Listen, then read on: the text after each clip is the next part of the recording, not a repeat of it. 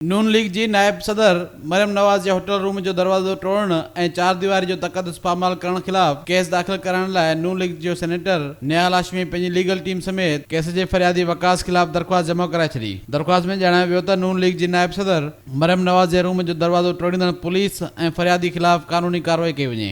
दरख़्वास्त जमा करण बाद मीडिया सां ॻाल्हाईंदे नून लीग जे सेनेटर निहाल हाशमी ऐं ॿियनि चयो त बिना कंहिं इतलाह जे घर में दाख़िल थियण कानून जी खिलाफ वर्जी आहे। अहिड़ी हरकत करण वारनि खिलाफ केस दाखिल किए वञे।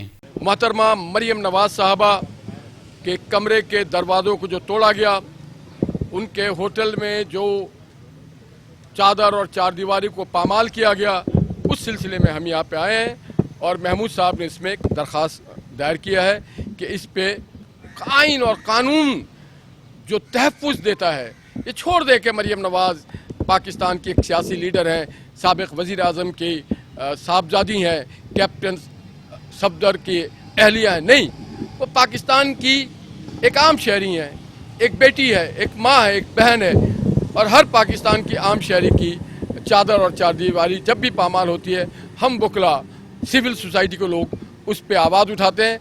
अॻवाननि वधीक चयो त रियासत मदीना जी ॻाल्हि कंदड़ हुकूमत खे उहा ख़बर हुजण घुरिजे त घर जो तक़दस पामाल करण इस्लाम में बि सख़्ती सां मना थियल आहे। कैमरामैन वकार शेख सां गॾु अब्दुल्ला सोलंकी, सिटी न्यूज़, कराची।